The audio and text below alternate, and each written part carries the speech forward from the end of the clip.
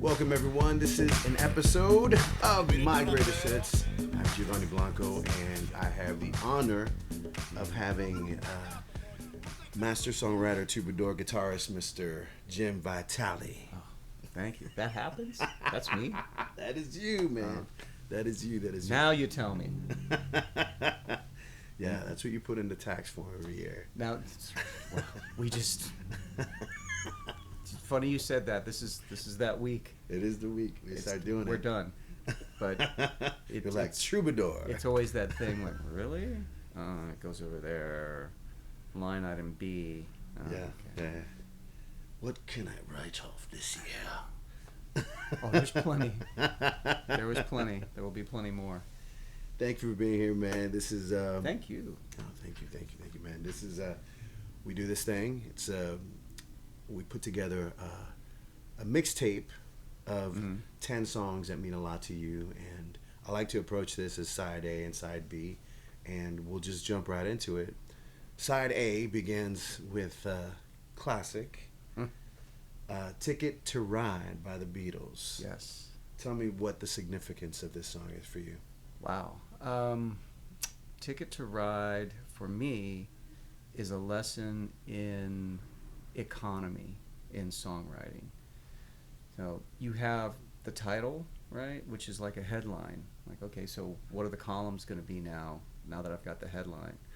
And the phrasing of it and using it over and over the way they do as a hook. Yeah. Right?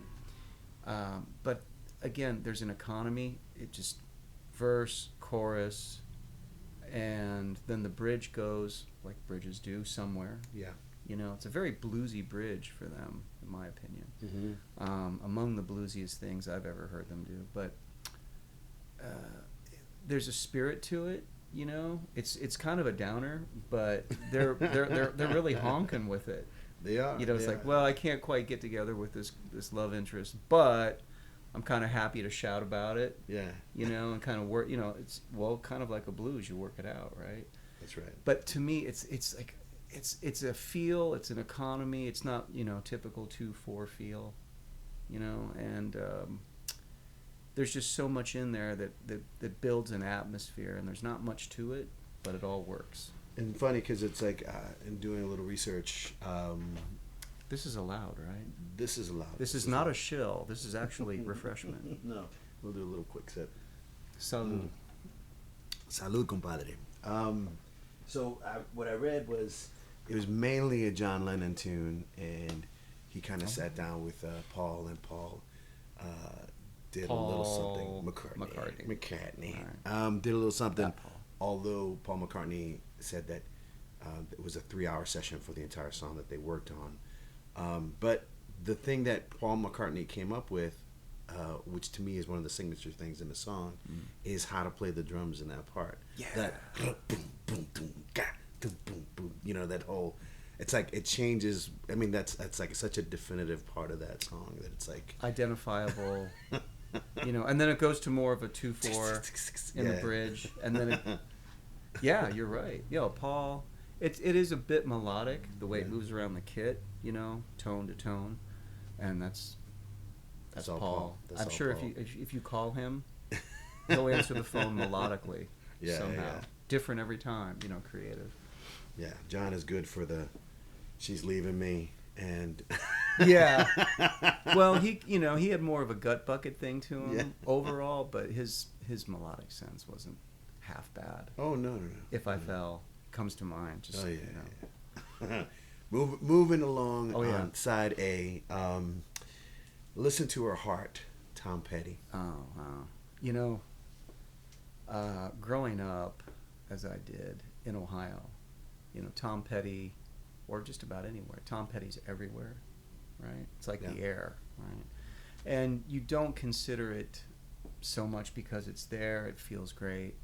But as I got into playing an instrument, which is guitar, and then later got into writing songs and trying to do all that. Again, it's the economy and the turn of phrase that he uses in there throughout, and the band is just cooking. Mike Campbell, you know, one of my all-time favorites, and again, it's so solid. You know, listen to her heart, and keep coming back to this idea. It doesn't matter what's going on. Doesn't matter what you're trying to do, and take me out of orbit with this love interest. It's going to work out, right? And it's a stomp. It is. I mean, it's funny because it's just his second album, you know, and. Oh yeah, you're right. Second. It's right. yeah, and he was such a strong sense of who he was already as an artist, as we know now the entire career, and we can feel it out. But at the same time, it's like to me, it's like the Birds thing is so like just in the foreground, and then like just like he sounds like, you know, like whiskey dipped birds. Yeah. Southern fried birds. Yeah. You know, they were so big into that, and I mean, I've had my phases where I keep revisiting Birds and different eras of the Birds. Yeah. So the classic original lineup, you know, with and without, Gene Clark. Okay. Right, and also with and without Clarence, you know, on telly and. All that, you know, everything. Just there's a particular thing about it, but yeah, that it's sort of super energized the way they do it, and I can't say enough about the band, the way they did it, and Mike Campbell is always, you know, my touchstone, my go-to. Like, okay, what would Mike do? Because his tone, his feel, the part, it's a rather simple part, but there's little nuances in it, and you can never imagine a different part than whatever he plays on the records. No. You know, and I think they were a big fan of that in particular, is like getting a song and sort of transforming it into a record. Like anybody can make a recording, but not everybody's going to make a record. Yeah, they worked hard at adding the guitar hooks, like the sort of the melodic hooks in there that were kind of not necessarily. So it seems. Yeah. Well, actually, they're not, because it's like, you know, they sold this sort of like bar band kind of vibe, right? Yeah. But underneath, like, it was always like this other stuff. And I've come to find that in the history of that band, you know, particularly with Tom, you know, there were a lot of songs under the bridge before they cut that first record. You know, he was writing. I can imagine. Always writing. You know, whatever they say, it takes 10 years to write your first album. No, you tell us that's what's been going on. And also Mike Campbell. Yeah. You know, the things that he wrote, arranged, presented, shaped, you know, and everybody in that band was tension. You know. I have one more thing to ask about this. Oh, yeah. The older I got, it wasn't until... it was really weird because it was just Wildflowers. Yeah. And it was just like, and it was just a song like that hit me when I was at the time I was married and I was leaving. She was from Wisconsin and we had a fight, and I was driving back from Wisconsin through like snowstorms to Connecticut, and my car, I couldn't see. It was just like there was no visibility, and I just had the radio, and I had to pull over way to the side of the road because I was afraid of getting hit. It was like 3 o'clock in the morning, and I remember the DJ saying, "This is the newest single from, you know, Tom Petty." It was just "It's Good to Be King," and it just like I was so depressed, and so it was such a dark, and I was just like this storm, and that song just like completely blew my mind. And the next day I just went to a record store and got the record, and I'm like, okay. Yeah. And then I went back, you know, whatever, you know, because it's Full Moon Fever and all that stuff like that was, they were big kind of, he was always good with a hook and a song, and I even liked that record that wasn't that popular, the one that was like with You're Jamming Me, that was like the in between southern accents and I forget what it's called. I can see the cover now. But that's a fun record. I wanted to ask you in particular, and maybe we can touch on the Ticket to Ride as well. Do you remember when you first heard, like, Listen to Your Heart, or even your first encounter with Tom Petty and what you thought? Sorry. Like in your life. That's what it was. I got it. Okay. If you want to. No, you're good. You're good. Okay. You're good. Oh, the first time hearing that, I mean, I was the Beatles thing. I was very young. I mean, barely walking. I have siblings that are quite a bit older than me. They were then. They are now. And that Song title, by the way. That yeah, right. Write it. Get it down. Those records were in the house, and I, you know, the playlists on the stations. Yeah. You know, you're driving about wherever, but those are the things, fortunately, that I gravitated toward, because there were a lot of it. You know, those songs, that kind of music in the house. You know, we had some jazz, but we had a lot of, you know, blues, R&B, a lot of Beatles, things like that. You know, even my parents were into it. But Ticket to Ride, I don't remember the first time. Though I would say probably right around junior high school, or maybe it was high school, I can't remember, but all of a sudden one day it meant something more, like, well, there's something interesting in particular about the way this song does what it does. You know, I didn't play anything then. I didn't start playing until I got into college, in earnest, as they say. But Listen to Her Heart, that, all those songs, it's just, the thing that really blew my mind one time was that I looked at it on a label. You know, it's got the who wrote it and BMI or ASCAP, whatever, and it's only 3 minutes long. Yeah. Even with that, you know, they're jamming out to At the end, the to the outro. hits at the on the outro. It's 3 minutes. Like, you gotta get up and say your thing like that. And I thought, really? It's like 3 minutes long. And then you go back and you look at the Beatles sides. Yeah. You know, Ticket to Ride's probably right around there, and most of the early stuff was 2:30 to sub 3. Yeah. You know, they just did it. Yeah. It's like, here's the idea over and over again. The weird thing about their songs, to me, especially I think more the earlier songs, like through somewhere in 65, Okay. there's this, I don't know, there's a cadence to it. I don't know quite how to describe it, but it's sort of, it's so catchy, it's like Christmas carols. Mm-hmm. Like, you can't get out of the way of a Christmas carol. Right? And when you listen to the hook on I Want to Hold Your Hand, you know, that summation, which is, all they're playing are ice cream changes. That's right. On that, you know, going around. So they're sort of supercharging this thing that came before them, the way that they would do it. And you're just like, what is going on here, you know? And it's hard to put into words, you know, how it works and what it is. It's amazing. But I don't remember the first times. They're just all time. All time. Yeah. Number 3 on side A is Crosby, Stills, Nash and Young, On the Way Home. Oh, man. It's a 4-way street. You know, talking about making this list, and sometimes it's like leaving, you know, children off of the lifeboat. But this song, for me, okay, I'm back in Ohio, in the house that I grew up in, full finished basement, that kind of scene, right? Yeah. And with panel walls. Oh yeah. real carpet. Yeah, no shag, but there were rugs throughout. Rugs, you know, tastefully done, I must tastefully say. done. Oh yeah, On the Way Home. So, my father was a jeweler and a watchmaker, coins, you know, all of that, and he would travel quite a bit, go to flea markets, set up. So, as a kid, I'd be darting about, you know, looking course. at, you know, all these different whatever, you know, every table was something new. Oh, like Joe Kung Fu Grip. Yeah, right.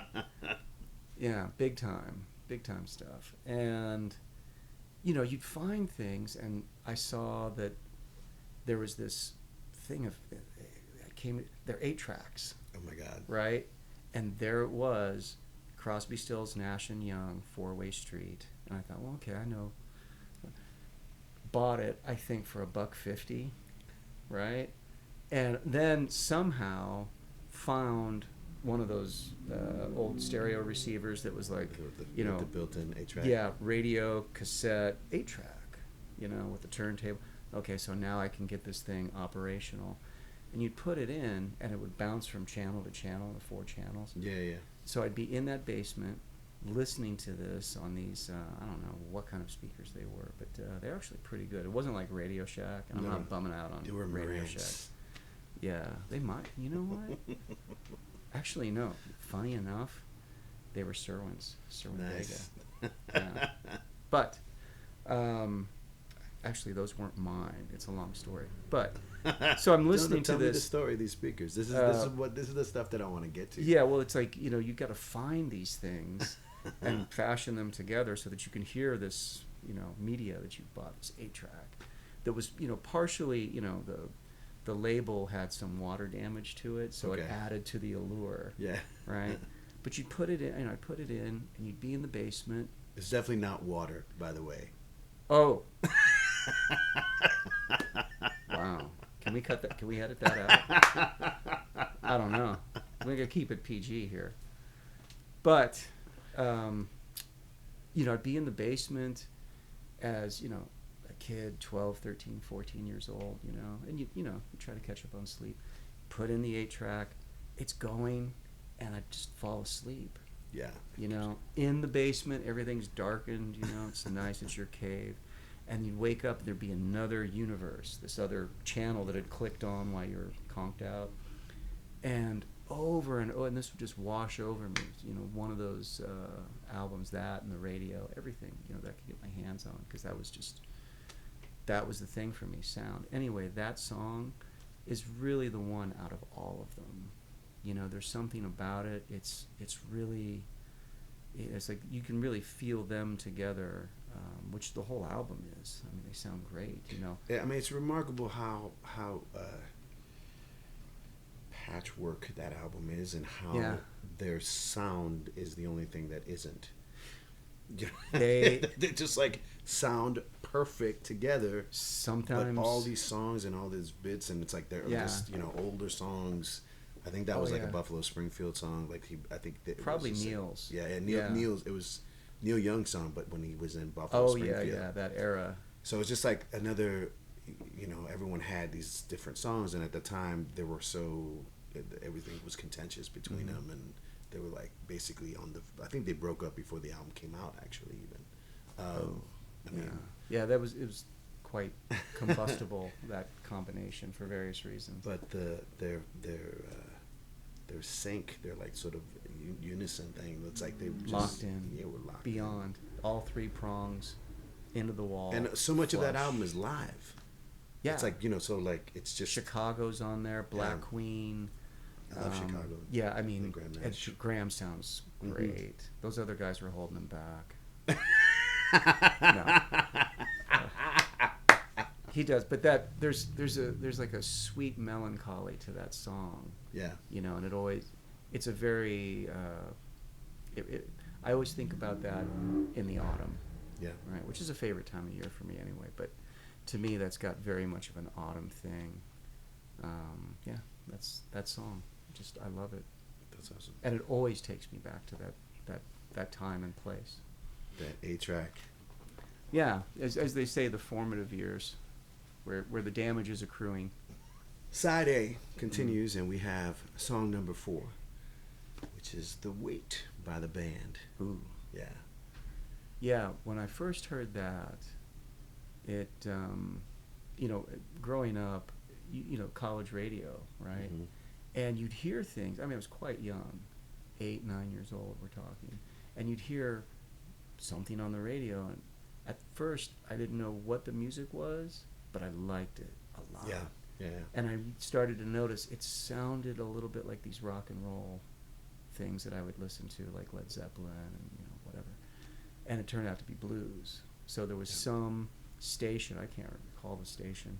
What city is this? What time? I grew up in Canton, Ohio. Canton. I don't look Cantonese to you? You had to ask? Anyway. You look Southern Cantonese. That's right. Kind of, off the beaten path. The other side of the tracks. Right. The Weight.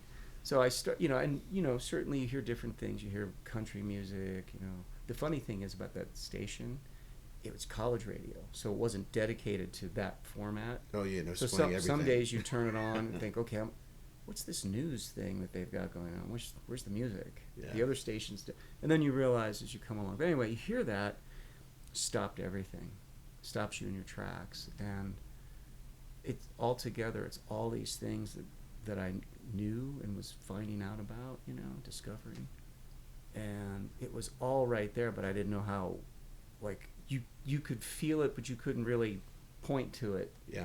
In the song, you know, there's this sort of call and response that's happening, and then, you know, different people singing different verses, but the voices come together. It's sort of like people praying in unison, you know, together. But yet you hear all these strains of this different music, just you know, little bits of it, you know, traces of it where you're like, what? Oh, you try to identify it and it's gone. It's you see something else in the fabric, some other thread to it. But smell something. Yeah, it's really something. And you know, if you write it out on paper, you don't necessarily know. It's not. You miss it a lot, especially because it's that song, since it's such a, you know, hymn-like where it just repeats the parts over and over and over, and they're not necessarily complicated. Yeah. But then you get somebody who's like Levon Helm, who's like such a, you know, not the easiest drummer to follow, to like be. Yeah. Well, as like he said, he's more of a folk drummer. Yeah. But he's like, he's like folk, like New Orleans folk. Oh yeah. You know, his syncopation, his independence. Yeah. That he would play with and sing. Sing. Yeah. Really keeping that top line going, man. But and then they had weird ways to come together and harmonize. Like the top wouldn't be the top in the chorus, the top, you know, the highest voice. Yeah. Sort of they'd switch. Weave the way that they just came to do it, you know. But it doesn't sound like really anything else. And it's crazy, man. Each time you hear it, for me, it's a moment. Like, okay, for this amount of time, this is what I'm doing. I'm gonna listen to that song. Yeah. I remember having heard that song quite a bit on like classic rock radio and whatever. And being in high school at the time where like the Grateful Dead was having this sort of resurgence in the late 80s, and they were like touring again heavily, and a lot of my friends were into the Dead, and I didn't quite get it at the time, and still maybe a little bit, but I do get it now. But I remember we were just hanging out, you know, kids after school, whatever, people having fun, drinking, blah blah, goofing around, and they were playing Grateful Dead songs, and The Weight came on in the tape, like in a mix, and I was just like, "Ooh, that was it. What's this?" Yeah. Like, oh, it's the band. I'm like, you know, then the whole like, who's on first routine? Oh yeah. What band? The band. The power of the hoodoo. Right? Yeah. The voodoo that you do. Yeah. And that was, you know, I went head first. I'm like, okay, I need to find out everything about this band. Oh man, yeah, it's that. And it seems, you know, it's like the jumping off point, because who knows what other kind of freaky thing they got into, you know, just stuff from the fringes of wherever. Yeah. But it's stuff that they knew and experienced, and they recombined it the way they did it, so it's magic.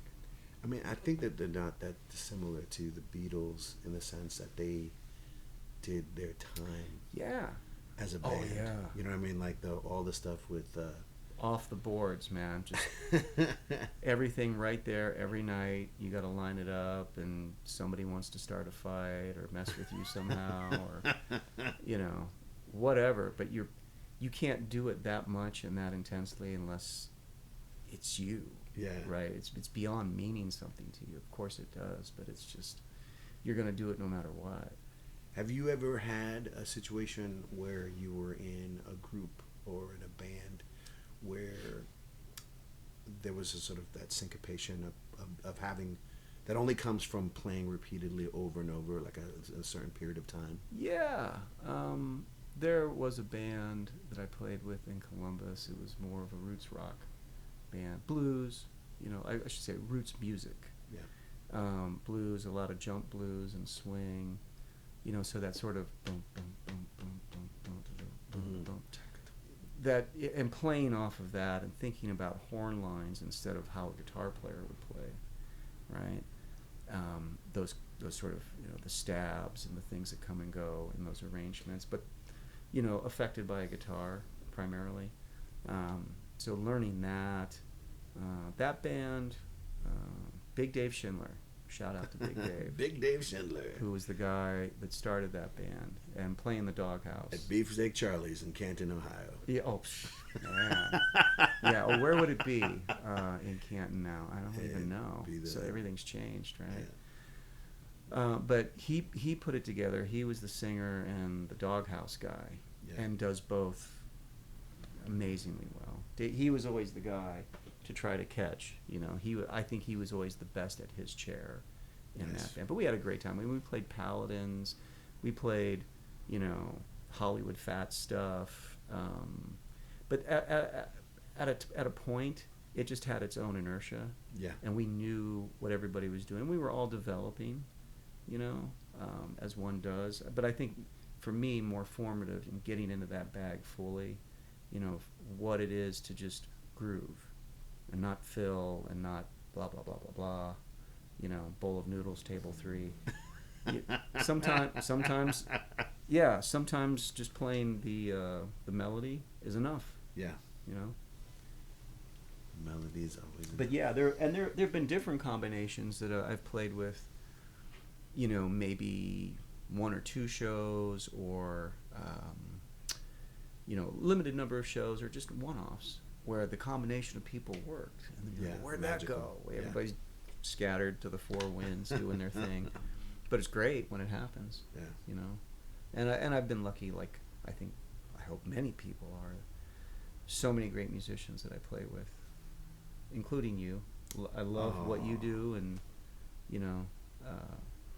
gonna go out on a limb here and tell you people he does a lot for this community of freaks and musicians here. He really does. And elsewhere I see it's like, okay, now he's back in New Jersey. Now it's like witness relocation with music. This guy.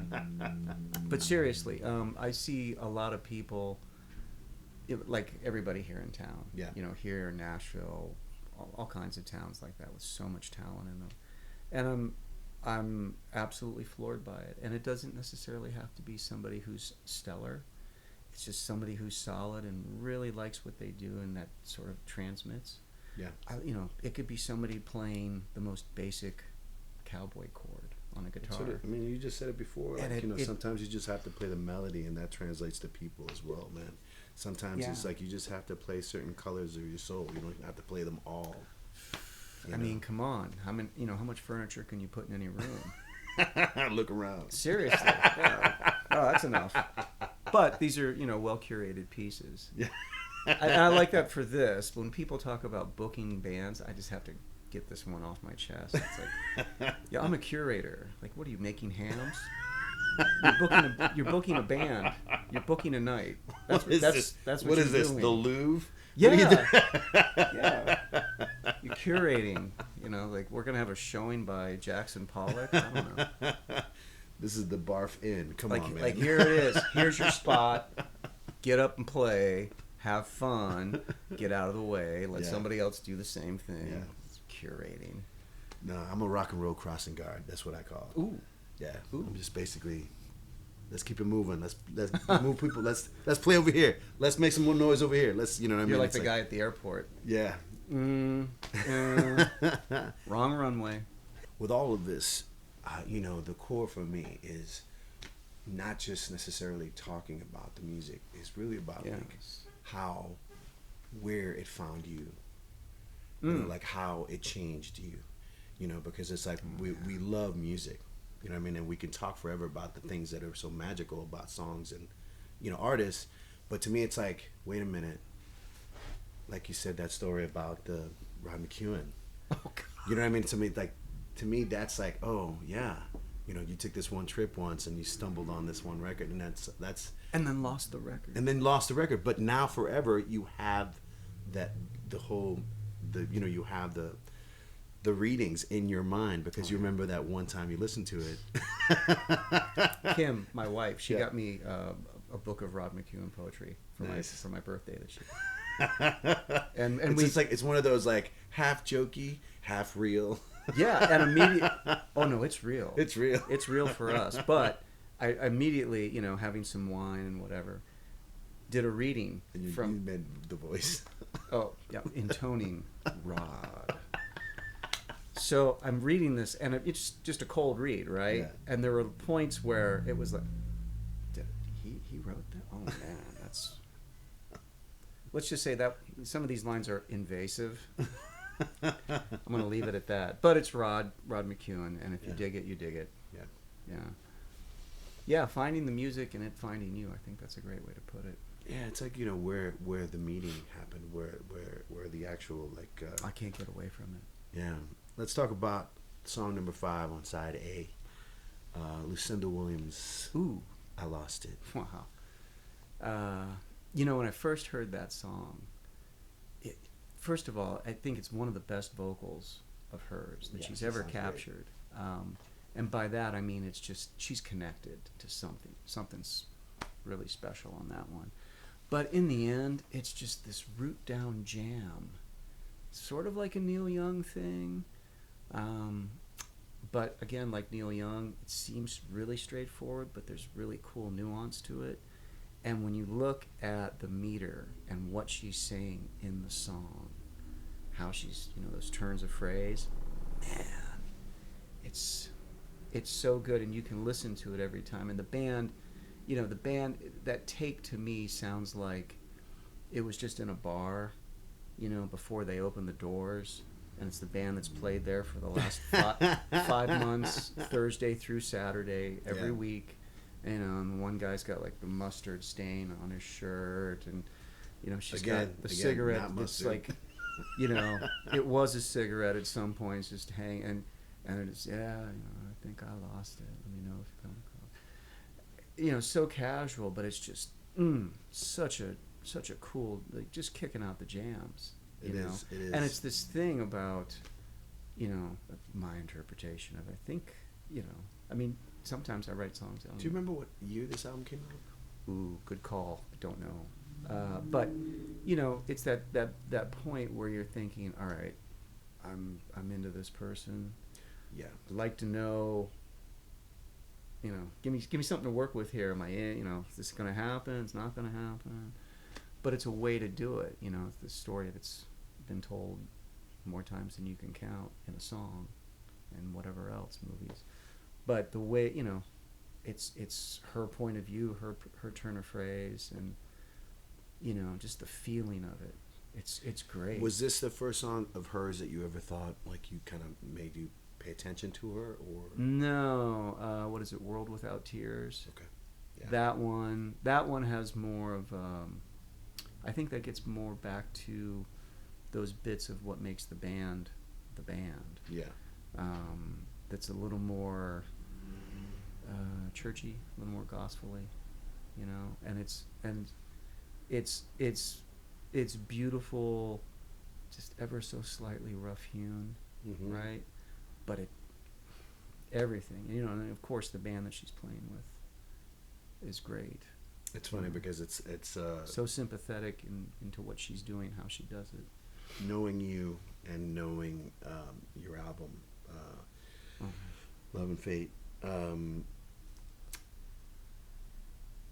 This song of hers is the one that it was not a surprise for me that you picked this song. Okay. Because of the sort of, like you said, the feel of the music, the sort of almost laid back, but not completely loose, not completely like falling apart necessarily. Yeah.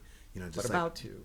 It's like they're kind of on the edge of the tracks, but like when you set an amp, you want it just fixing to explode. Yeah, you want to hear the buzz. You want to hear a little something. Bit of the buzz. Yeah. You got to hear the filament get weird. You want to hear the heat. Ooh. But the sort of the you said the turn of the phrase, the whole chorus reminds me of several of your songs, like where that's like where that's like this idea, like I lost it, and like what she lost is kind of like sort of like this part of herself, and it's not necessarily like, you know, but she talks about it like she left a hat behind or something, you know? And it seemed, yeah, no, it's not literal. It's more like I'm sort of hoping that I'm losing it, but I'm gaining a little more, like, hey, you over there. Yeah.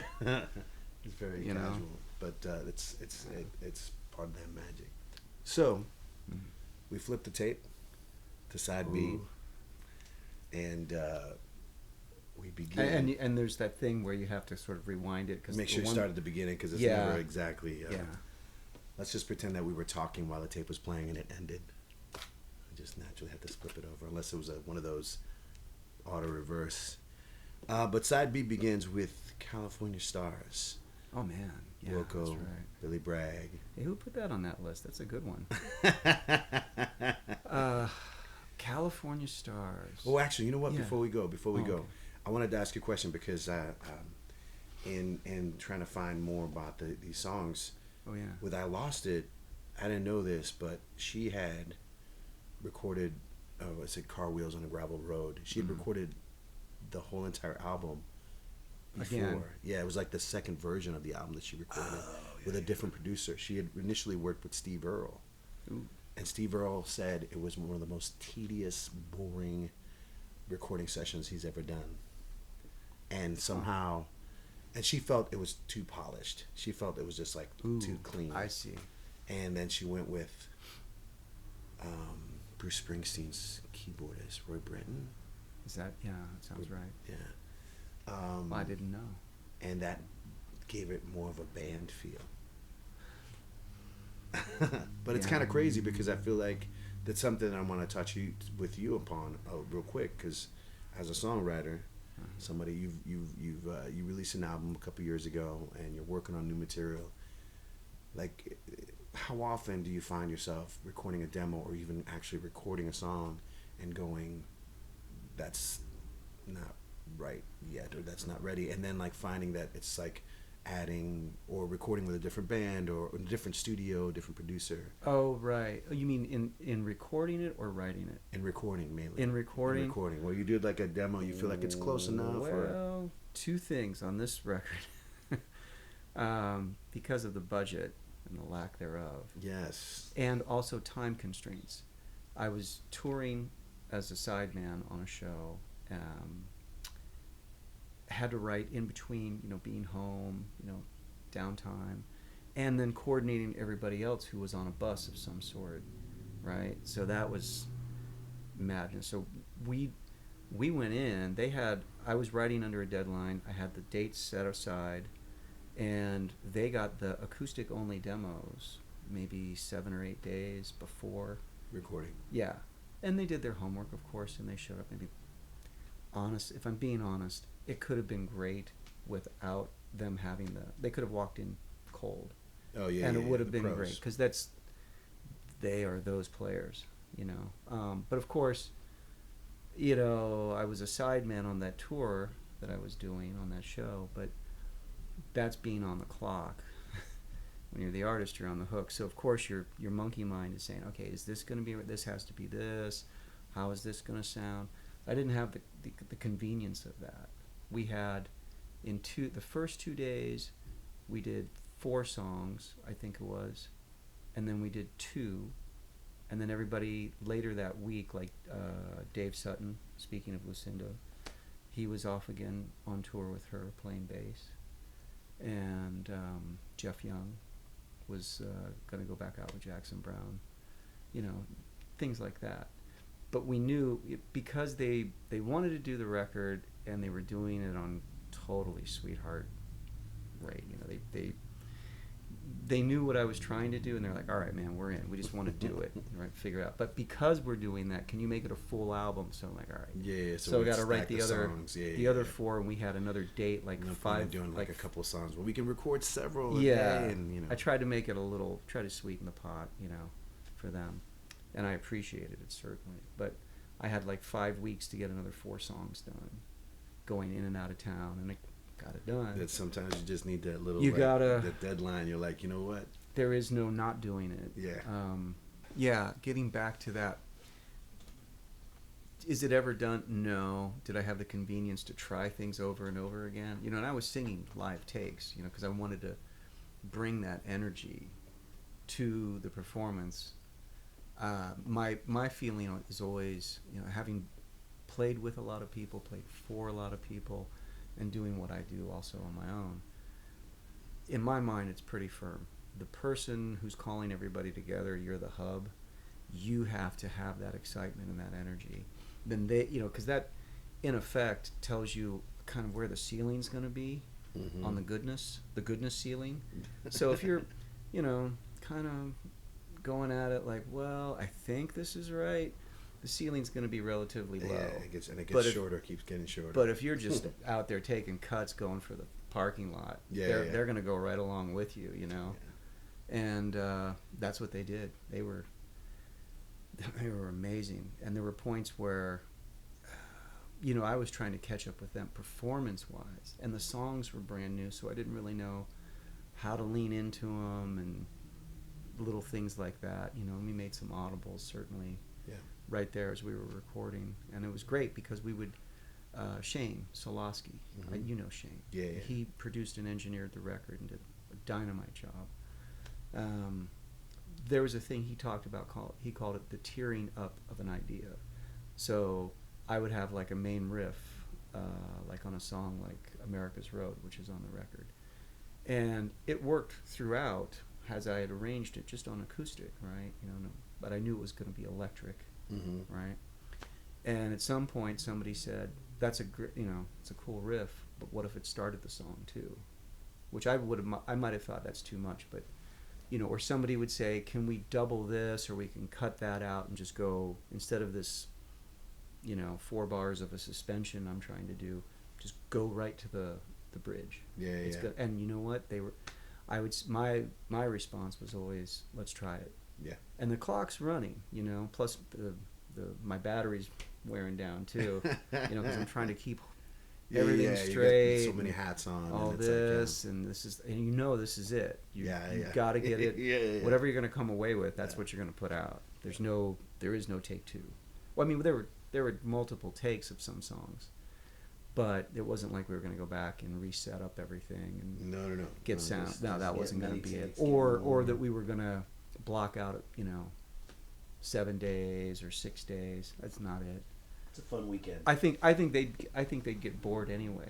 Yeah, they're too good, you know. So yeah, you always want that. But I think also for me, the idea is to have the song in as complete a form as possible. In fact, it should be complete, and then how you arrange it. Like we'll say, okay, just that's good. Just do the chorus twice here at this point, or that's one too many times to do this. Blah blah.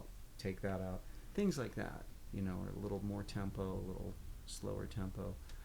But I think you owe it to the people. You know, this is me. You want to have everything complete, and then they can bring the best of what they can do because they have the most clear picture. Right? They will always add to it. You know, but I also, that's too much guesswork for me. Like, well, I've got this idea.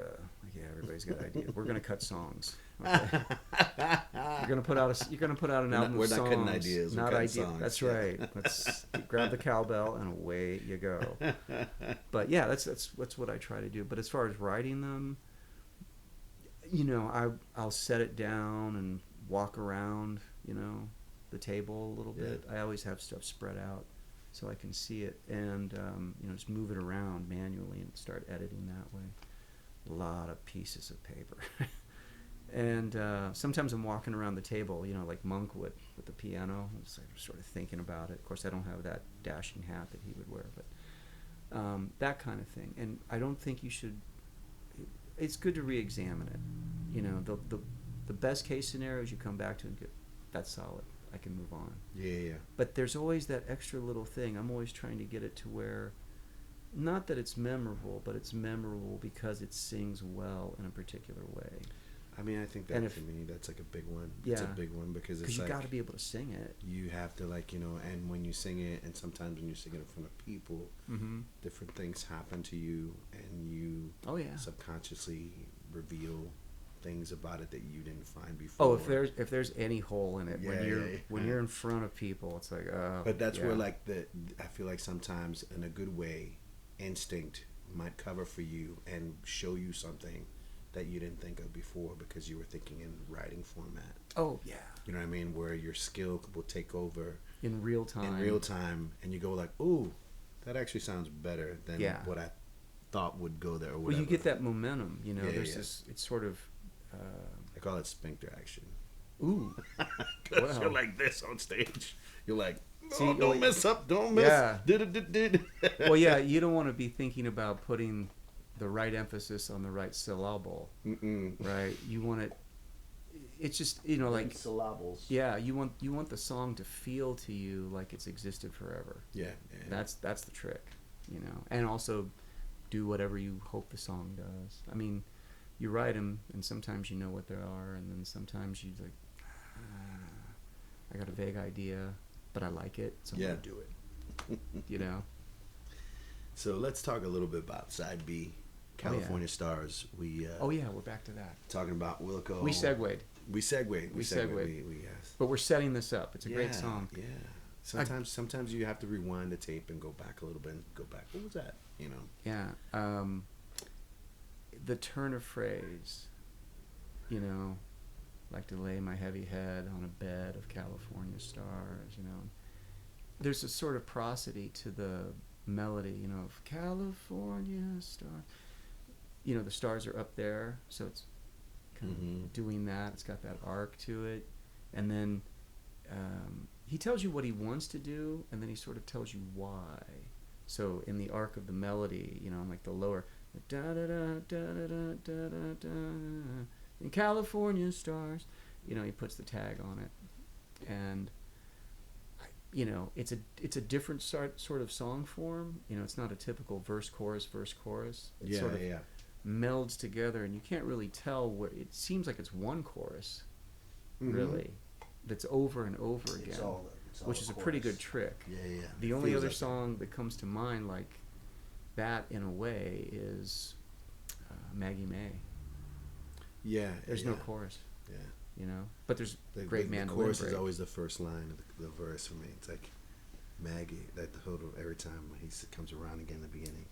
Shout out to Rod, which was my first concert. Oh wow! I was 4 years old.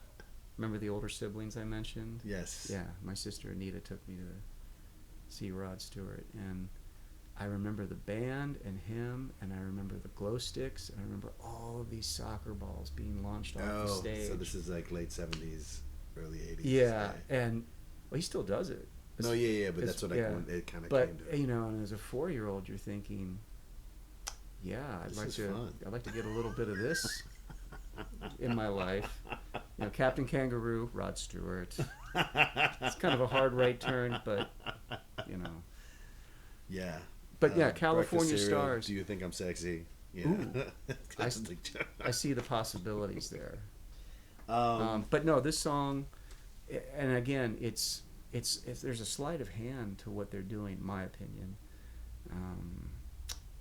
It almost seems like it's not a song, and yet it's a great and unforgettable song to me.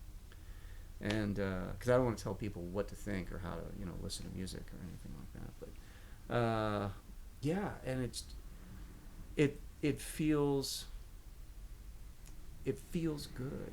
You know, I think most of the songs. I remember when the song came something. out, and this is the song. This is for me. It's the standout song, and it's because of that. It's because it's so kind of the easiest song on the record almost, and it's like a oddly. And even the slide part. You know, it's like, hey, can you just do like anything? Okay, we'll see. And then, oh, you know, look, we're done with the session. That's a keeper. Yeah, wrap it up. Like, oh, okay. You know, it's so again, they're just falling off that bar stool, you know, as they're playing. And crazy about this was I think it was Woody Guthrie's daughter, right, that asked Billy Bragg to take some of his lyrics and like, these are lyrics that were just kind of lying around and whatever, like, could you make something with this and whatever. And it took the whole album. The whole album is good. I did not know. Yeah, Woody Guthrie. songs, basically, or pieces, or lyrics, Mm-hmm. and Fragments. and that's for me the idea of that they like saw a sheet, some lyrics printed, like written out, and then those guys came up. The Wilco guitarist came up with the music for this one, and Oh, is that the fellow who's the late great? that died. Yeah. Sorry that I can't recall his name. Yeah, we'll post it. The forever great. But yeah, he died young, like at 45 or something like that, 40. Oh no. Yeah. I can't remember his name either, but I love that idea, because also we were talking about these session guys who come in and add their flavor, and we were just joking about how last night you were a session guy. Oh yeah. At a side band. at a side man at an event, and have you ever been put in a situation where you're working with somebody who has something that's kind of like halfway there, or an idea, and you come in and kind of push it in a certain direction? Mm-hmm. Yeah, there've been some times where I've shaped it a little bit by what I was doing. I don't know that there are really a whole lot of times where I told somebody specifically, hey, you're missing the hook here. You've already got it. You just have to, don't put that thing in there.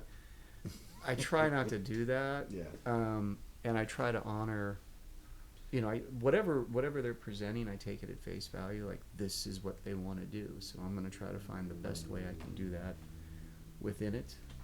And sometimes the call is to say, I don't know if I really have a part there. Yeah. In fact, Mr. Jeff Young did that on one song that was going to be on the record.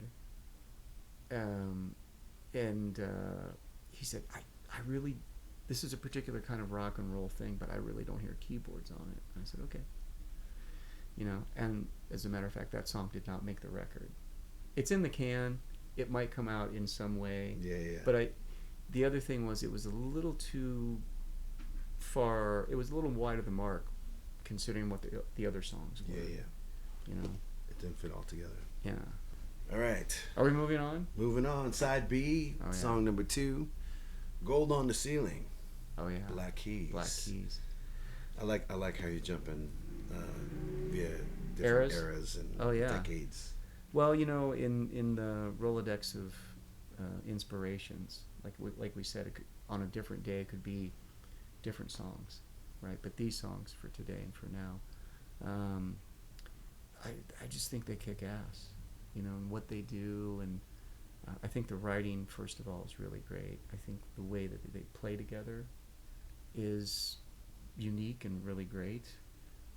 Certainly you can see what the influences are, but they're making it their own. Yeah. Right? They're not trying to, like some people, they get into that trip with the blues, and they're wearing pork pie hats, or, they want to wear like overalls and go like really, like Mississippi or whatever.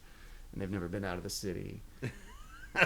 Right. You're from Philly. Yeah, and which is fine. And, people have to do it the way they do it, but I like both.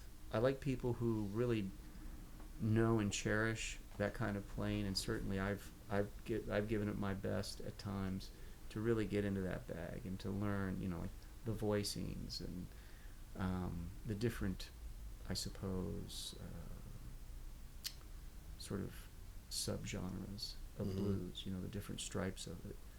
Country blues, jump blues, probably, somewhere between jump and those classic Chicago ensembles are my favorites, because it just sounds, it really does sound like a band. Yeah, and each band had its own way. The opposite of the blues. It's like fun. Yeah, they had their own way. It sounds like there's rules in there of some sort, and they had their own way to make them up and satisfy them on the spot. Yeah, depending on who was the band leader, who was in the band, and I think the Black Keys have a lot of that into what they do, but the songwriting seems to be going forward, like Gold on the Ceiling, right? It's a great hook. Yeah. I couldn't think of any sort of blues lyric that's like that. Yeah. You know what I mean? Now maybe there's a form where you're repeating certain things, but you know it's not like they're trying to talk about boll weevils and they couldn't even identify a boll weevil on a page. You know, and again, I'm not down on people like that. There's a place to you're like basically saying like to like be hardcore hip hop, and you've never left like Beverly Hills kind of thing. Yeah, yeah. Well, yeah. I think like the cold hard streets of Bel Air. I like the idea that somebody's taking what has come before. Yeah, and they certainly pay attention enough to it to make it important to them and show you that it's important, but it's their own thing. I think too.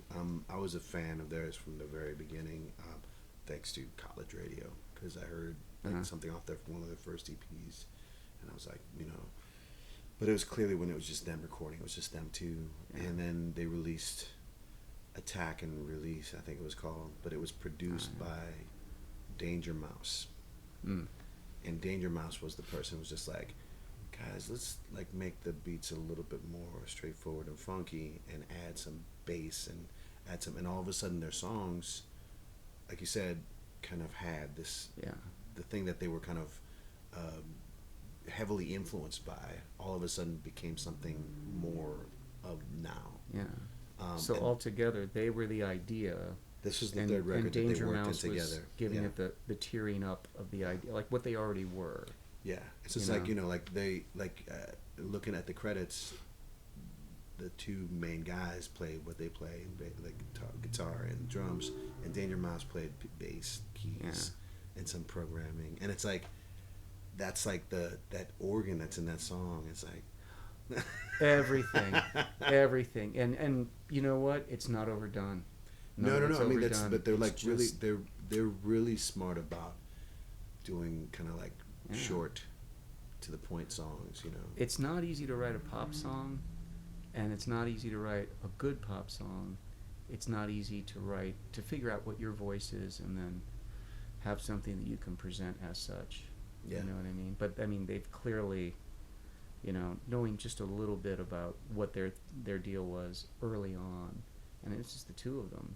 No, totally. Just in a vehicle, probably not even a van at some point, early, at the earliest stage. El Camino. And also, they are from Akron, Ohio, which was, I don't know, depending on which part of Akron, you're solidly 45 minutes away from my front door. So, shout out to them. Shout out to LeBron. Keeping it local, y'all. Keeping it local. Yeah. But anyway, LeBron doesn't have an album out that I'm aware of. Anyway, and I don't think these guys have a good jumper, but between them. The drummer's pretty tall. But they know their lanes. Yeah. Right? So everything works out. Number 3 on side B, Staple Singers. Oh, man. This may be the last time. This may be the last time. Getting back to, they call it Americana now. Yeah. I call it rock and roll. But, Roots. Sort of, just putting patches on the elbows of the same jacket, I think. But hearing that, hearing those voices pulls a lot together for me as far as the things that I've heard and really been turned on by. When I was really young, I mean like 3-4 years old, there would be, I think it was reruns, Sunday mornings, local affiliate, and it was the Reverend Cleophas Robinson. Cleophas. Right? With his, it was full gospel band, choir, I mean, the real deal. And this would be on television. Wow, this is great. And of course they would have these pilgrimages that they would sponsor, you could, for whatever. And I'd ask my mom or I'd say, can I go to the Holy Land with Reverend Cleophas? Because he seemed like a good guy, and they were having a good time. No, you can't go to the Holy Land this week. Yeah, seriously. But the songs are so good. Oh, yeah. You could, well, like a performer knows, or like just an audience member, when somebody's into it. When they're delivering whatever it is, they're going to get up on their chair, shout the truth, and that's it, right? But this song, when I first heard it, it brought around that, and then when you listen to when I listen to stuff like, you know, Stax Records or some Yeah. of those early, not the earliest Aretha Franklin sides, not like the gospel stuff, but more like the hits. Yeah. Stuff Right. that, like the You know, Chain of Fools. the Alabama recorded stuff. You know, or, you know, interestingly enough, the other thing it brings to mind, and I mean, I love it for what it is. I love their performance of it, and it's, you know, you could listen to it all day, right, on a loop. But the way that pop staples would play guitar, and, you know, that tremolo and everything, and it sounds, you know, the touchstone for me in my, you know, bucolic suburb, right, where we lived. It was It was really nice. It's still quite nice, actually.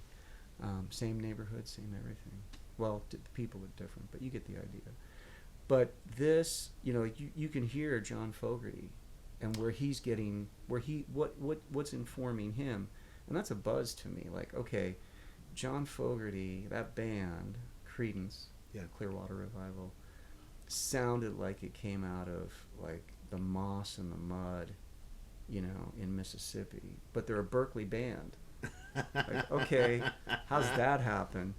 But then you put this together with the way Pops would do it, you know, and there would be like sometimes the like the rubato beginning, you know, like Midnight Special that Creedence did, or something like this, and you hear that intoned in the same way. Yeah, You know, it's just kids trying to figure out like the sound of somebody else, and that's what they came up with. They're just turned on by it. I mean, to me, it's I wouldn't say it's straight away it's a copy or a ripoff. No, definitely not. But it's an inspiration, and certainly John Fogerty's voice. Wow. But yeah, this song, there's just so much to it. You know, the way that they're singing, and it's, you know, it's such a straight up gospel you know, song. It's just almost like no crazy. instrumentation. Yeah, it's all like except those voices, and it's, wow, you know, really something. It reminded me of the Sam Cooke stuff, the gospel stuff. Oh, that they wow. recorded. Yeah. I hadn't heard that in a long time, so it was cool to revisit. A friend of mine, Kevin Smith, who is a native son of Chicago. I've long known these stories, knowing Kevin. It was actually his grandfather who brought Sam Cooke along. You know, the Soul Stirrers and all that, you know. Which, you know, we're talking about Chicago, we're talking about the staple singers, we're talking about Wilco, right? There's a lot going on there. Coming back around. Yeah. You know, with Jeff working with Mavis. Yeah. In fact, you know, That's crazy. What's the song? Bring It Back Home, Bring It On Home to Me. Yeah, Sam Cooke. Right, with the call and response. You know who the who's the low response? Who is it? Lou Rawls. No way. No way. Oh yeah. Now that I knew before I knew Kevin. Love finding out Kev, about I that love stuff. you wherever you're at, man. So you'll never find. He does the. He's on there. Yeah. As good a as you're ever gonna get. Man. In that register. Can we put a little more 700 hertz on that? Oh, we don't need to. It's Lou. Okay? It's Lou. He's got the bottom covered. Yeah. Oh man. Yeah. That kind of thing. Wow. Yeah. Oh man, I'm texting somebody about that. Yeah. Just my aside on that. It's too bad it's only 10 songs. Only 10 songs. 10 songs. We're getting close to the end, y'all. No, Say It Ain't So. Say It Ain't So. Song number 4, side B. Visions of Johanna. Oh, Bob yeah. Dylan. Okay, for this song, the way he does a sense of place and what's going on, and to my way of thinking, it could be several things or even quite a few things depending on who's listening. Yeah. But the idea that he's this observer, or maybe he's also a participant in a love triangle, right? And he's observing certain things happening, and there's these offhanded ways that he sets things up for you. You know, like the heat pipes just cough from this room. The country music station plays soft, but it's really nothing to turn off. You know, those are the kind of lines you hope you find somewhere in the pages, when you're writing. Like, I could fit that in there, I mean, it's funny because That's cool. I think when I think of this song, I think And that how many verses, like Oh, I yeah. wonder if he had like that one of my many favorite Bob songs I have, but what is it? Masters of War. Well, that could be a favorite, but Desolation Row. Desolation Row. I mean, that's like Beowulf with acoustic guitars, right? War and Peace. Yeah, but I mean, not to get I keep on taking my time. high-minded about all of this, but for me, and Bob, was an acquired taste over time. Yeah. Like, I knew some things and I liked some things, which, by the way, I'd seen Bob Dylan live when I was still in high school. And, I was talking to my father the next day, and he said, "How was the show?" So it was great. It was this, it was that. We walked straight up to the stage. No one stopped us. I was right there. I was maybe, 30, 40 feet from Bob. And he looked at me and said, "You were that close and you didn't shoot?" So my parents, they really weren't into the nasally country thing, right?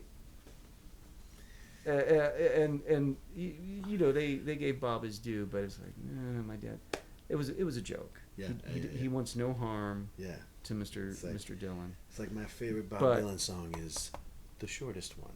Oh, that's like that kind of joke. Yeah, no. Oh man, I love Bob Dylan, but it this took a while song for me. and like anything, it's an acquired taste, kind of like port wine. You can't just open the bottle and go to it. You have to know how to. I mean, work with that bottle. It's also and what it is. It's not the good comparison with the bottle, because I feel like this is the kind of song that you have to drink the entire bottle. Yeah. Like, you can't just have a glass. Yeah. In moderation, in sips. Yeah, but it's like the song is a bottle. A more considered consumption, shall we say? The thing is, like, we were being high-minded and literary, but to me, it's like. Yeah. I remember the first time I heard this song, I thought it was just like, oh, this is like Holden Caulfield in his 30s. Ooh. Like Catcher in the Rye, like that guy. Like, what happens to that guy once he's got like some sort of life experiences? That's it. And I mean, in sum, I would say, to me, eventually I came around to this idea, which is that somehow in how he writes and the way he writes, he's chronicling the human condition, right? But it's hard to explain what that is. It's not straight away. No. No. There's quite a lot going on. There's a certain magic to the like that he does this sort of like, you can tell he's hurt and broken, but he keeps a distance from that. Like, he doesn't like outright like, it's just all in the descriptions of what he says and the observations of the how he talks about. Yeah, the syntax is more. Yeah. It's like, you're kind of distant and hurting here. Like, you're kind of like, I feel like a weird like. Yeah, well, he's giving all the signs and where to find it, but he doesn't really want to point the sign at him. No. Yeah, that's good. I think you're right about that to some degree. That's like, a good. He's never shouting it considered loud. He's not like, it's all like, it's sort of like, and people would say like it's mysterious or it's whatever, and it's like, or like vague in a way, and I don't think it's vague at all, but I think it's just like he's completely like laying all the clues away from him. Yeah. Like, over there, what was that? Throws a rock in the tree. Squirrel. Yeah. It's not me. Do you remember, you said it took a while, especially with your parents not really liking him. Well, I mean, that was, I wasn't that rebellious in some ways. In some ways I was. But, it was all good-natured. Yeah. I think they were really cool with music, as far as what they liked. My mom, she loved, like, The Wind Cries Mary, songs like that. One time I brought home a record from a friend's house, my friend Dennis, who I grew up with, right? One street apart, right? And like me, he had older siblings who had a lot of albums, records, a lot of this, a lot of that, right? So one day I came home with this record that I borrowed because I'd heard it over there. I liked it a lot, and it's got an electric chair on the cover. It's Electric Light Orchestra, right? And I don't know, 10, 11, whatever, this old record that I've got. Come here, what's going on with that, right? I said, well, it's this. So they looked at each other, and it became some of their favorite music. Yeah. Right? And I can't remember the name of the song now, but it's like that really thrashing acoustic number that's, vibrant and it's not Telephone Line. No, they like Telephone Line too, right? Because it's a beautiful song. They were into that kind. They like melody, right? So let's put it this way: if they bought art to frame, they would be buying more like the bowl of fruit. Yes. They would not be buying, whatever. Abstract. Yeah, that's not wasn't necessarily their thing. But what was the song? I can't remember what it was, but there's that intro with the backwards and all the other craziness. Yeah. Sort of like a verite. Yeah. And then it hits, right? And it's more, it's got like that organ arpeggio, and then it just the acoustic takes over, right? Not really any proper vocal to it. Yeah. I think it's probably mellotron. I'm not a music geek, so don't pay that any mind that I would actually call that out. But I can't remember the name of the song. It's a great song. But I know the album. That was too. one of my father's favorite pop songs. And they were like early Chicago, like CTA stuff. Oh yeah. And he would always talk about Danny. The drummer. He would listen to how that guy plays. It's really vocal. It's expressive. Mm-hmm. Wow.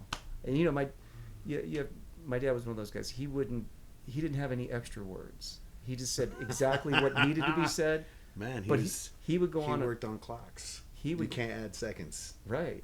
That's right. But he would go on at length about certain musics. Yeah. Of course, you go on about Hank Williams too. Like, that you can't bring that in the house. No, really. That just wasn't their thing. Yeah. Whatever. But they liked a lot of stuff, man. Blues, R&B, like old R&B. You know, Stax, some Motown stuff, stuff awesome. Like that. Buddha record stuff.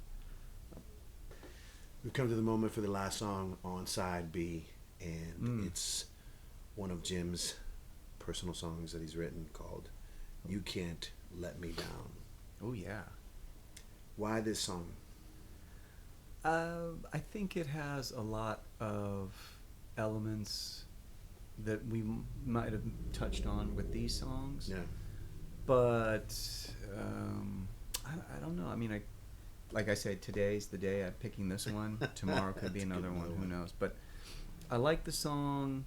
I like the bridge in the song. Yeah. I try to focus on bridge writing. Not every song needs one, but if you're going to do one, it's like a chorus. You want the chorus to be memorable and sort of transportive to whatever it is, expressive and transportive.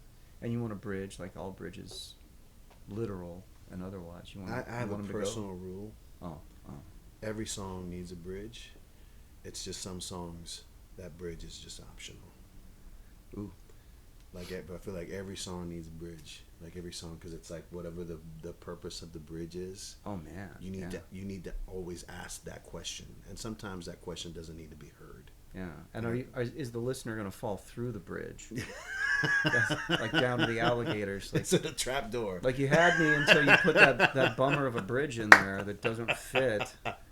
No, but that's why I feel like always it's like the whole. I mean, I saw an interview with Sting and I always thought of this in my mind, and he said that the bridge answers the question of the song. A summation. Yeah, it's like basically whatever you're presenting in the verses, and you're kind of like stating in the chorus, whatever the conundrum is, whatever the situation is, your bridge puts you at a place where you say what you feel about it. Oh wow. You know what I mean? Like, and it's just like when he said that, I'm like, of course, yes, I get that now. Almost like a Greek chorus. Yeah, Like, but, hey, but this you're is the chorus. Like you, Yeah. like that you are. It's like it's not like it's like how do you, it's like not it doesn't necessarily resolve, but it's just more like almost like what's the personal, what's your the payoff. the payoff, what's your investment in this, what's the reason. But it doesn't have to be there. Like, you know, like I said, it doesn't, like, you know, I always had that rule that, like, I always have a bridge. I always think about a bridge, but I don't necessarily always put it in. But Yeah, I feel, well, you know, I mean, a lot of these songs that I've mentioned and the writers of these songs, you know, they wrote great bridges often, you know. tell me a little bit about the bridge. I love the chorus in the song, by the way. This is what thank I'm you. saying. Like, we're going back to I Lost It. The sort of the humor of it, the sort of like the tone where it's just like.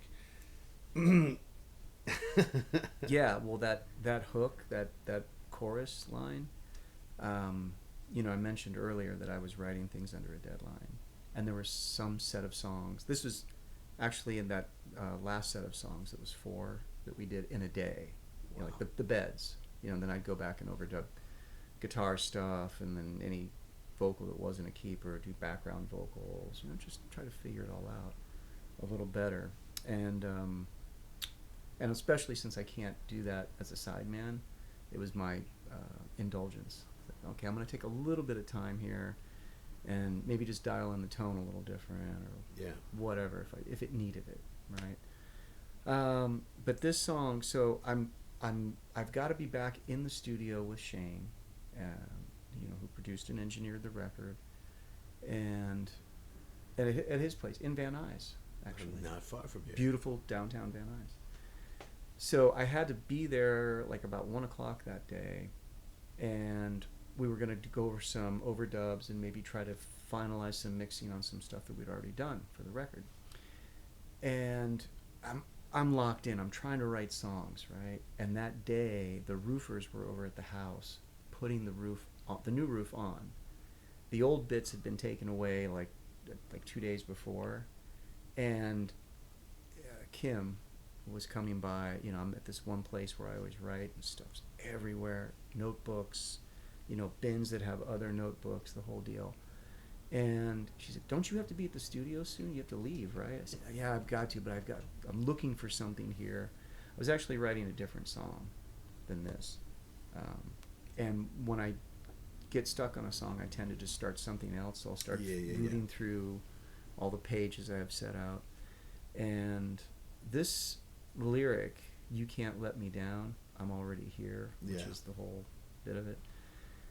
That was in an older notebook, and I know this because for a long time I've only written in purple ink, simply because that's what I just like the way it looks visually on the page, right? I use just plain paper, no lines, and I like to see more of it, so I keep writing, right? That's the idea. Anyway, so I'm looking through this notebook, and I'm like, yeah, I gotta find something else to do, and I'll come back to this other song. And there it was in black ink, so I know it was older, quite a bit older. You know, some spiral notebook, which I don't even use now, which also is a tell. And apart from anything else on the page, "You can't let me down, I'm already here." I actually remember where I was when I wrote that lyric, when that lyric came to me years before, right? But I looked at it, and I happened to have the capo at that position, and this thing just, the whole thing, all of it. Out. Now the crazy thing is, I got excited about, there's something about it, right? It just jumped off the page at me and started into playing. Hit record on the trusty phone, right? So you can hear the racket of these guys. They're like 13, 14 Roofers, feet above me, going at it, right?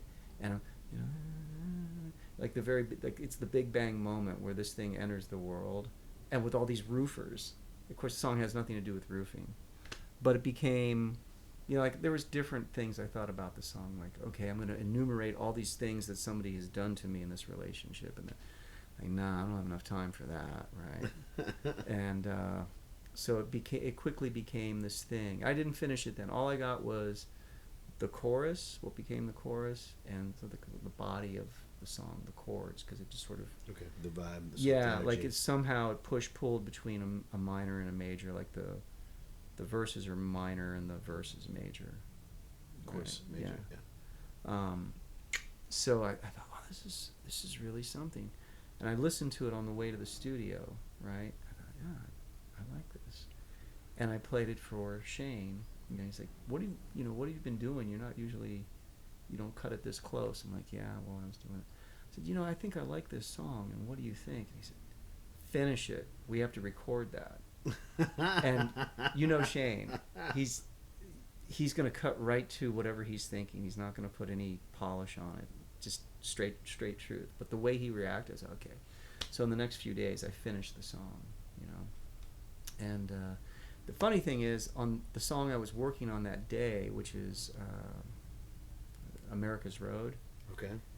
That song is a song that I'd sent to my buddy Adam Moyer. He's a filmmaker. Known Adam for a long time. And every once in a while he'll say, what are you working on? And I'll say, oh, I've got this. So I sent him this partial acoustic demo of that song. It was mostly done. And I said, check this out. And he calls me up. He said, no, there's something about, you have to finish that. He said, in fact, if you finish that, there's this film I'm working on, and we'll get it in the film if you can, so, oh, okay. So the wheels start to turn. I'm like, well, I have these other songs that I have finished or partially finished. Let me get this sorted. And okay, so who would I'm going to call some of the usuals and some of my heroes, that all said yes. Amazing. Yeah. Oh, hats off and drinks up to these people. Amazing, all of them. And so I'm gonna get this song. It's gonna be in a movie. It's two hands on the rim, slam dunk, right? It's gonna happen. Well, wouldn't you know it? In the mixing stage for me, on the song, America's Road. Let's say there was a bump in the road from my friend's film. Okay. Yeah. Normal things happen. Well, it was just one of those things. It did not have anything to do with him. It was one of those, really? You want me to send somebody out to talk to this guy? Okay, never mind. It was one of those, like, wow. Really? Anyway, that's maybe too much of a reveal. But America's Road was the impetus to, like, okay, I'm gonna make a record. Yeah, why wouldn't I make an album? Never know, right? And that got the crazy really going in my head. Like, okay, we're gonna do this. And I started looking. Okay, what are the other ideas? And what's this? And then after I finished America's Road, in quick succession, I remember it was You Just Say So, Don't Think at All. Okay. Which was one of those things. I don't know how it was almost like watching a film, as they say, somebody else doing it. When it kind of, the whole thing plays out. Wherever I thought I needed it to go, I could find some lyrics, or maybe on the moment think of a lyric that, okay, shape it this way, throw that in there, whatever. But it was completed probably in, I'd say, that song front to back 2 hours, But like Diane Warren told me once, all the stuff that you're not using, all the bad stuff, all the sort of second tier stuff, that's the stuff that gets you to the heroes. That's the stuff that gets you to the winners. Yeah. I remember she was going on, she's like, yeah, my first publishing deal was crap. Right? But that's the thing that got her to understand publishing and move forward. The point is, it's never going to be perfect, and you just have to jump in and start swimming. You're going to get somewhere. You won't run out of gas. No. Right. And sometimes those bad ideas, with time, it means something else. Yeah, you do this to it. And now it's that perspective. It was a cat, now it's a dog. Yeah. And I see it works, right? Yeah, but she was, clearly inspiring, to hang out and talk with a little bit and hear her. She's absolutely real about what she is and what she does, and few people love an F-bomb like Diane Warren. I'm surprised they haven't landed in a song. And I gotta tell you, I give mad respect for anybody who is that at ease with themselves. Yeah. And just like, I'm going to tell you how it is. If you don't like it, you don't like it, but I'm going to tell you how it is. You know. So the song, you know, You Can't Let Me Down, I got the idea of what it was going to be. It was going to be that person who keeps coming back into your life, right? It's that phone call that happens in the wee hours and you're thinking, yeah, I know that number. I'm not going to pick this. And you pick it up. You pick it up again. And it's not so bad at first. And then it's just a mess. Yeah. You know, and you're left there wondering, that's the song, right? That back and you go ahead and try, but I'm already here. I already know what to expect. Yeah. You know, but whatever.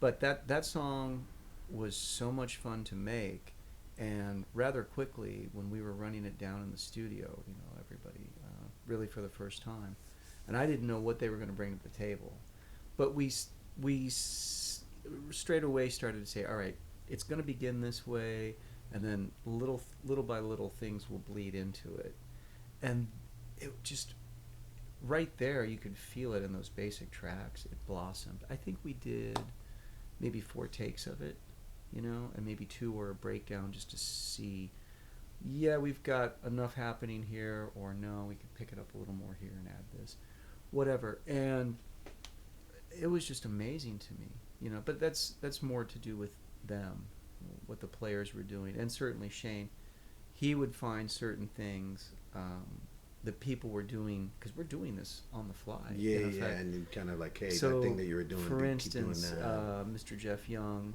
at the keyboards, there was one figure he started to play for part of the bridge, and Shane said, no, that's all the way. Do that, right? Don't just, because sometimes you're sort of trying, you're feeling, you're playing, whatever. And this song came together that way. And then when I was doing the overdubs with the guitars and the background vocals, it was, I mean, it just came together because everything worked so well. You know, everybody found their little area to be in and to have their thing, whatever they do, however they do it. And it just worked, you know, so well. And I can't say ever enough about them and what they did, those players, you know. I felt like, you know, this is, I'm just lucky to be in the room. That's right. You know? I wish you the same experience and an even better one for the next album, man. Oh, it's going to be better. And it's, you know what? I already have the basic plan for it. And I know that I'm going to, you know, record with Shane again. Awesome. Yeah, it's just, we have like a telepathy from that experience, and him going, you are in the weeds, get out of there, get out of there, get now, Mayday, get out of there.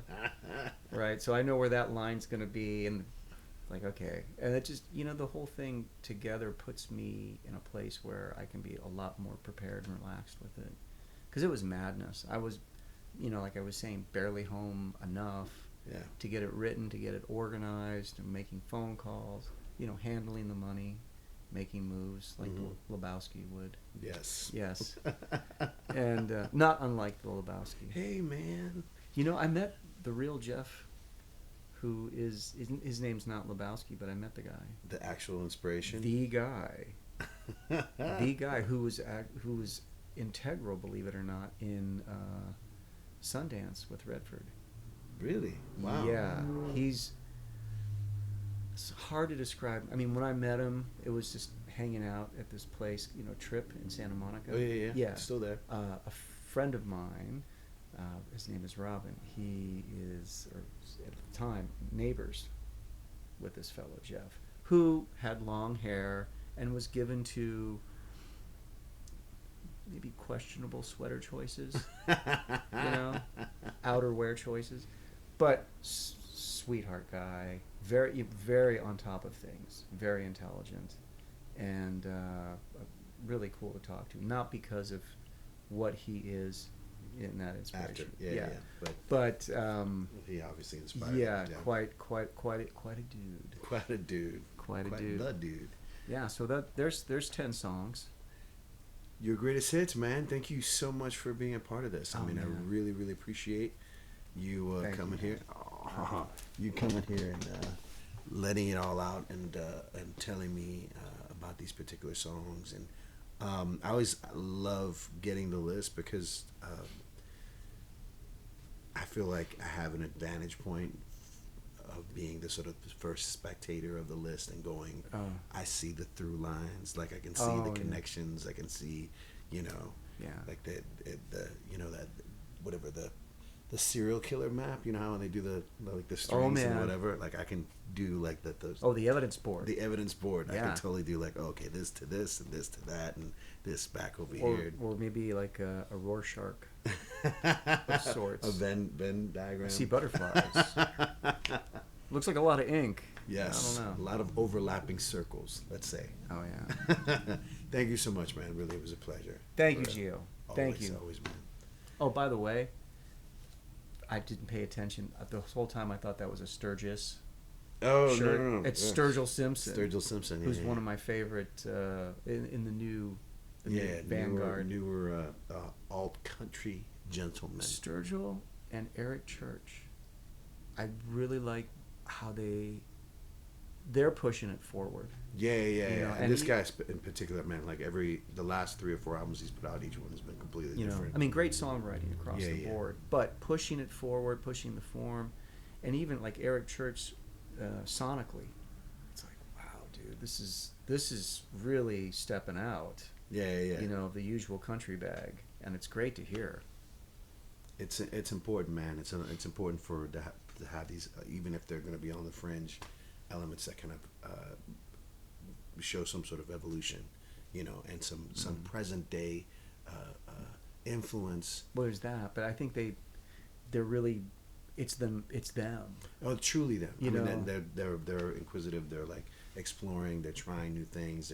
They're kind of expanding. Yeah. And that's you know, they're not staying in the same rut.